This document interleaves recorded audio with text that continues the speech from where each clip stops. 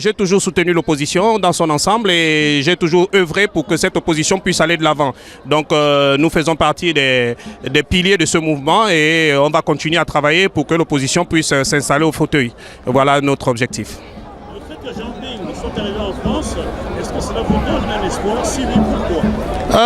Cela nous donne un espoir, oui, mais on avait déjà de l'espoir depuis. Parce que vous savez, ce mouvement a été créé dans le but d'installer l'opposition au pouvoir. Donc nous espérons depuis longtemps et nous travaillons pour que cette alternance puisse avoir lieu. C'est ça l'objectif de notre mouvement.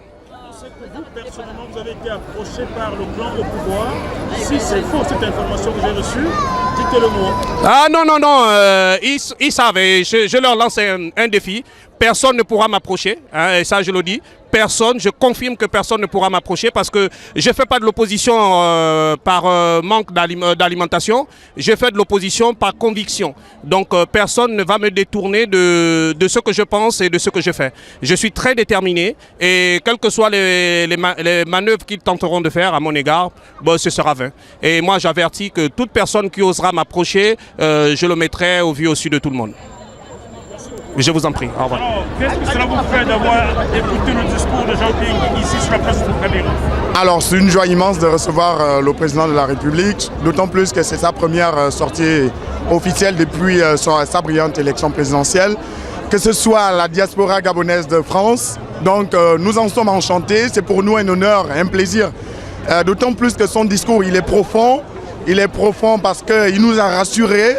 Et le fait qu'il nous ait rassurés nous permet de nous galvaniser, nous permet de continuer la lutte pour la libération de notre pays parce que nous ne pouvons pas subir cette injustice, nous ne pouvons pas subir cette imposture. Nous refusons de nous plier au hold-up électoral et ça fait chaud au cœur de savoir qu'il est avec nous parce que je peux vous rassurer que lorsqu'il était au Gabon, on s'est posé des questions si effectivement il voulait aller jusqu'au bout, mais l'avoir écouté, l'avoir entendu, pour ma part, avoir eu cette chance-là de le toucher, ça me donne encore une envie pas possible d'aller jusqu'au bout. Je suis venu recharger des batteries, d'autant plus que je reviens de Marseille. Donc je suis venu recharger des batteries et je suis comblé.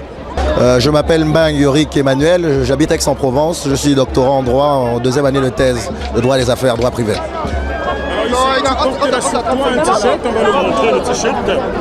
Oui. Libérer Rodney.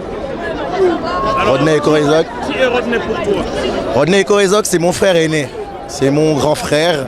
Il est allé au Gabon pour la campagne, pour aider les combattants de la liberté, parce qu'il allait mettre en place un mouvement qui empêche les arrestations arbitraires.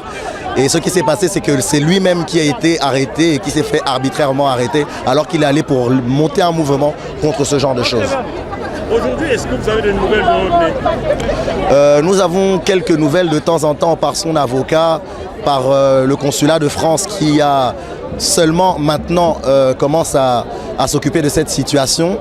Et les nouvelles sont plutôt bonnes dans le sens où il est en bonne santé, il est courageux.